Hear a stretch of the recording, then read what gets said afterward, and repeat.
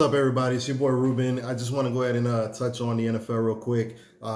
Didn't do a video earlier this week like I usually intend to. Just want to give you guys a couple of quick thoughts going into the Thanksgiving Day games tomorrow. So we have the Tampa Bay versus Rams games, which happened Monday. Couple quick thoughts. So I've touched on how I feel about these quarterbacks in their age, right? So Tom Brady, Drew Brees, Philip Rivers. At times, if not, most of these quarterbacks have shown that they got another year left in them. But when I said these guys were done, right, I didn't mean that they'd never be able to play again. Remember when Peyton Manning hit his cliff, right? He played a full season, they won a Super Bowl, and then he rode off into the sunset. But he didn't look good. What he did do, excuse me, what he did do was he was able to make the correct calls, check into the right place, make the right throws at the right time to get that team able to get over the hump for that season. But we all knew he was done. I think that time has come for Tom Brady. Now, they played the Rams, lost to the Rams, but he looked horrible. Horrible. We've always known that he's a little bit of a sucker when it comes to pressure. He can't deal with it. And that's cool and all, but I don't think I've ever seen him play as bad as he's played this season. The Saints game that he had a few weeks ago was the worst game of his career. And then this past game wasn't much better. The game plan looked like it called for it looked like an anti Aaron Donald game plan. It was screen, screen, screen, quick, quick, quick, right? Which is fine. But when they took their shots, he was so off. He missed Gronk, he missed Godwin, he missed Mike Evans. He was throwing the ball out of bounds. He was sailing the ball high. He threw horrible interceptions. It could have been worse if they caught one.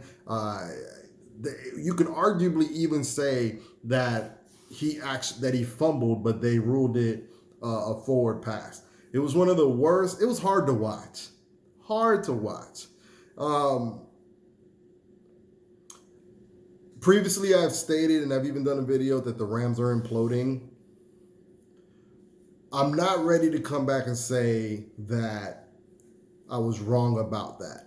But what I will say is, because the season's going to dictate that. We'll see what happens and how they finish. But my general thesis on when I said they were imploding was that they were mismanaging the cap so badly that they sacrificed basically their Super Bowl window. I didn't expect them to make the playoffs. As of right now, they look a little better than I expected them to look. I did state that they did a couple things that teams that mismanage their cap typically don't do. And I said at the time that they should have probably be commended for it. Them dumping Todd Gurley and Brandon Cooks at this time and eating, those contracts the way they did was something you don't typically see teams do, which is, you know what, we made a mistake here. Let's kind of reset on the fly. They usually wait till it completely blows up in their face and they have to completely rebuild. Now, how they've managed to keep, all the players that they got on under the books, that's a whole nother story, because they got Aaron Donald, Jalen Ramsey on $100 million deals. They signed Robert Woods and Cooper Kupp to their deals, which was something I didn't think they'd be able to do. But everybody's wondering the same thing. They even put a tweet out that said, basically we can't explain to y'all how they fit this under the salary cap. So I suppose they were just trying to be funny, but it's kind of a serious question, especially considering Jared Goff's deal too. So not sure how they worked it out, but as of right now, they look good. I will give it to them. If they make the playoffs, I will say I stand corrected. But we'll see. But moving on, so this weekend slate of games, we got some big ones coming up. Tomorrow's games kind of suck, unfortunately. You got Houston at Detroit. Who cares? Sorry, Houston fans. There's not really much for y'all to, hold on to. Same thing with Detroit. We don't expect much out of you guys. We can call that the toilet bowl before the Thanksgiving dinner. Then it's supposed to be followed up by the Dallas Cowboys and Washington Redskins, which, as a Cowboys fan, I know I just kind of gave Detroit and Houston the business.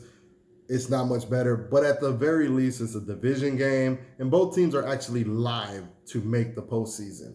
So there is some relevance to that game. As a Cowboys fan, I will be looking intently to see how they look. I'm really torn between, rooting for them to tank and wanting to see them play well. So there's a mixed bag there. I don't mind if they lose because I do want the draft pick. But what I don't want to see is them get blown out. I want to see effort. I want to see a good loss. Not that any loss is good, but what I want to see is, what, the Redskins just did what they had to do to win. I don't want to see a concession. Does that make sense? And for the news of the week, right? And this is for you Steelers fans, and I'm just gonna say it, bitching. All right, it's a problem. It's a problem. So I'm gonna say it like this, and you know what? It's my video, and I'm gonna say however I want to say it. I'm not a guy that likes to make a whole lot of excuses and do a whole lot of griping, right? We all are living under a pandemic, okay? We are lucky that we have football right now. So when they went ahead and moved the Ravens and Steelers game from tonight to Sunday, all these players started tweeting, "This is bullshit, yada, yada, yada." Steelers players, right? Then the conspiracy theorists came out that the NFL has something against the Steelers, which I would respond with, quit fucking crying. Like, seriously, people, it's a pandemic. So let's say they play tomorrow, right? The Steelers are 10-0 doing all this crying. Let's say they play tomorrow, and part of the reason they postponed it was because people are still popping up with COVID for the Ravens, right? They play tomorrow. We find out that more Ravens had COVID, and then now the Steelers have COVID, right? If theoretically the Ravens win that game, do you guys? I know it's really slim, okay, but wrap your mind around this. I know they're 10-0. It's really slim for them to not make the playoffs, but do you know that they're not mathematically in the playoff slot guaranteed yet? They're not even. I don't even think they can say they've won the division yet. No, they can't. So let's say they lose to the Ravens, right? Catch COVID, drop a couple more games, okay? And because of COVID, you never know what happens because they get ravaged by COVID and they make y'all play and they drop a couple more games. And then I think you end the season with the Browns, who have the easiest schedule in this division, if I recall correctly. And you end up in a tiebreaker situation with several teams and you end up getting edged out. You're going to remember this.